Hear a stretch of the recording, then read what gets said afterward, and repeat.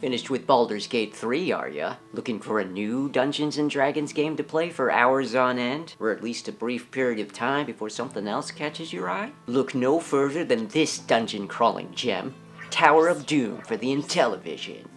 Yeah! Released in 1987, this action-adventure video game was developed by Intellivision Corp.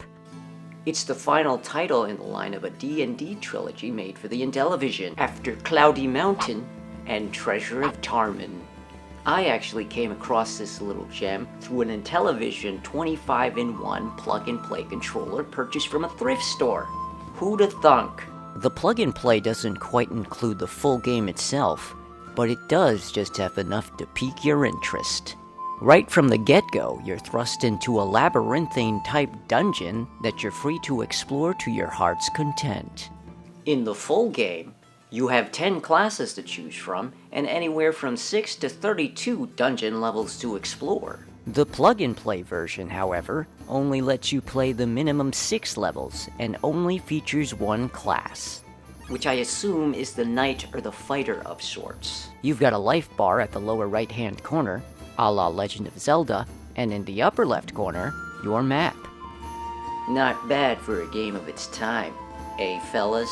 Also very similar to Zelda in that regard. Coincidentally, released in the same year. Right below the map is your inventory, so everything you need to look at is conveniently displayed all on one screen.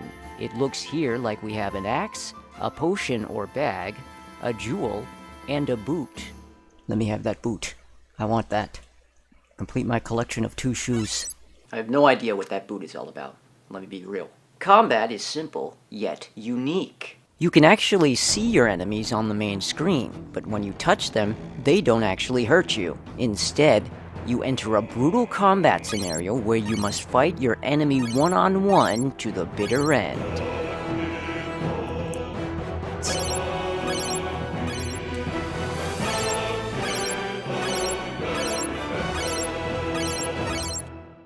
Two enter, but only one survives. Kinda like Zelda 2, kinda like a JRPG, but with no random encounters. It's not that brutal though, it's pretty simple. You keep attacking until your enemy is felled. Sometimes though, it's hard to tell whether your enemy is blocking, or just takes an enormous amount of hits to kill. Must be a boss. What is going on?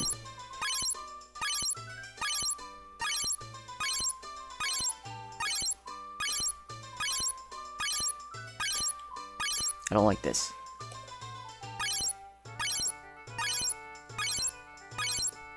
Can I leave?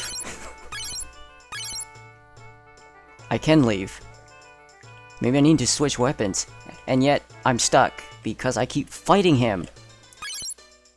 Oh my gosh, how long did that take? There are also a myriad of colorful enemies to encounter as well, which makes for an interesting playthrough. You don't quite know what you might encounter next. And you know those cutscenes in Resident Evil where they show you walking down the steps? They stole them from this game. Would you look at those footsteps? Just kidding, I don't know. Maybe.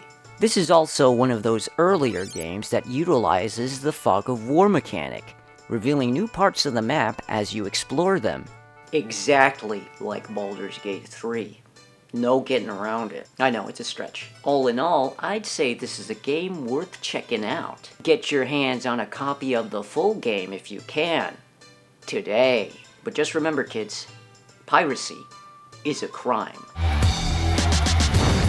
Not that I'm stopping you. Nintendo might though. Good thing this isn't a Nintendo game. Am I right, fellas? That's what I thought.